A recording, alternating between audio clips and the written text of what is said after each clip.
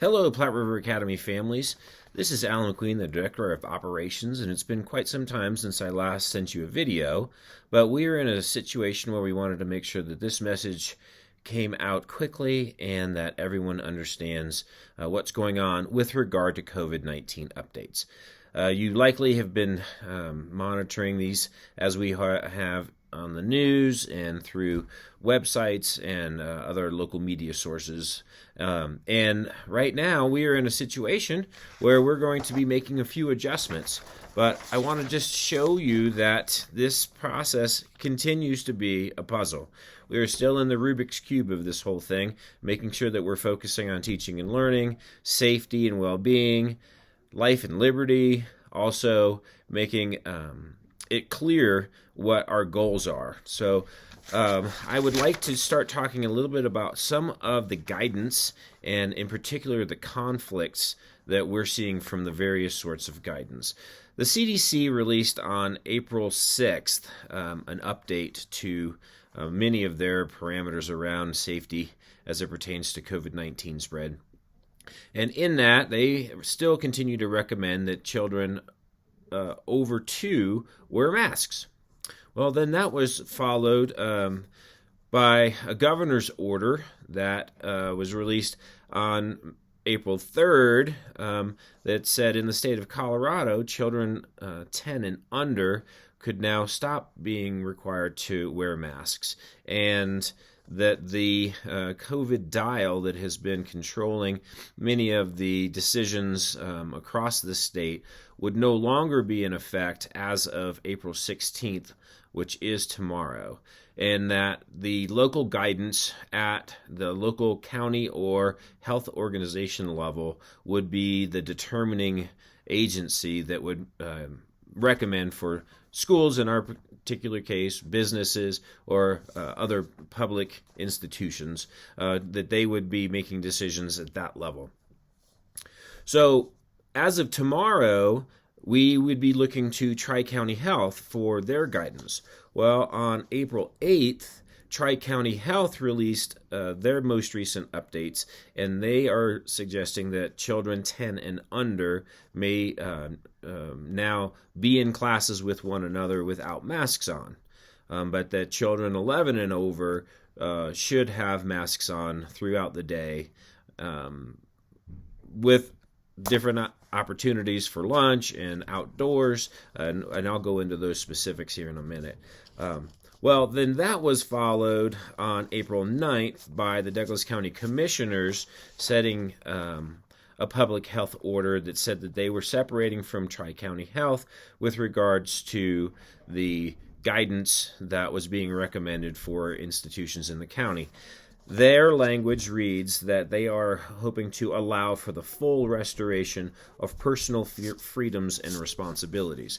Now, this guidance does not reference schools or the ages of the individuals that would or would not wear masks. It's not clear in that way, but it is something that does control some of our decisions. Now, all of these conflicts are having an effect on the decisions that we're making.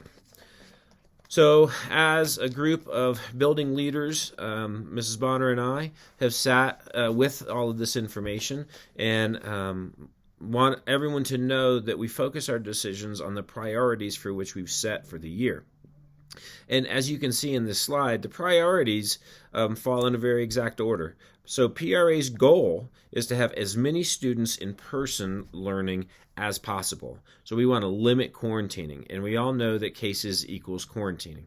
So knowing that we want to limit quarantining, we have to control some case factors. Our PRA's top priority is to provide a safe environment for students and staff. It's in our mission statement. It's what we're here to do.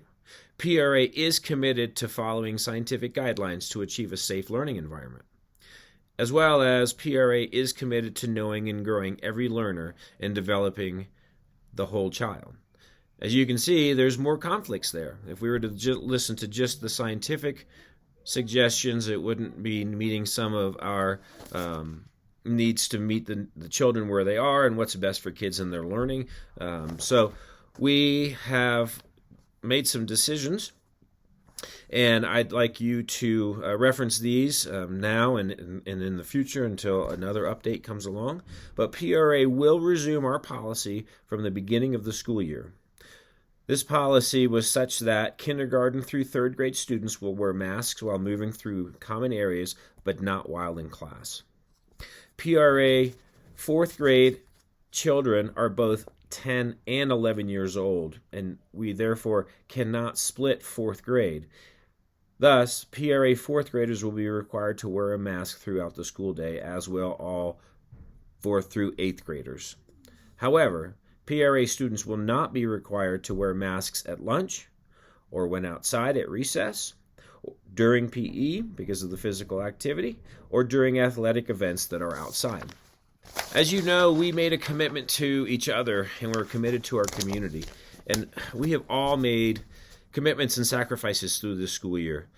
It has enabled us to stay open for in-person learning the vast majority of the year, much more so than many of our counterparts, as far as the district schools. And we're very proud of that, but we know that we need to stay focused on the commitment and renew our agreements to finish this year strong. So these are our commitments that we want everyone to be well aware of. PRA will expect masks to be worn covering the nose and face. PRA will continue our disinfecting protocols throughout the school. PRA staff will continue to wear masks and/or shields based on the setting they are in. And PRA visitors are expected to wear masks when in the building. Outside at Crossing Guard, the county and other agencies have lifted the requirement for outdoor masks. If you are on duty here or you're just on our grounds, please do remember that a 6-foot social distancing is recommended, but you will not be required to wear a mask. And in closing, the last thing that has made us very successful this year is communication. We want to continue to use all of our channels to inform you, for you to communicate with us, and to work together in partnership to make this a successful year. So please continue to reference the COVID section of our website for pertinent information as it's ever changing. Use the COVID info at PRAK8.org email address to communicate with us regarding COVID-19. That's for questions, that's for cases, that's to send us vaccinations cards, that's to send us positive cases, whatever it is. If it pertains to COVID-19, that's the best channel for you to get in touch with us. And please email teachers and the directors with questions, and please work collaboratively and to solve whatever problems come up.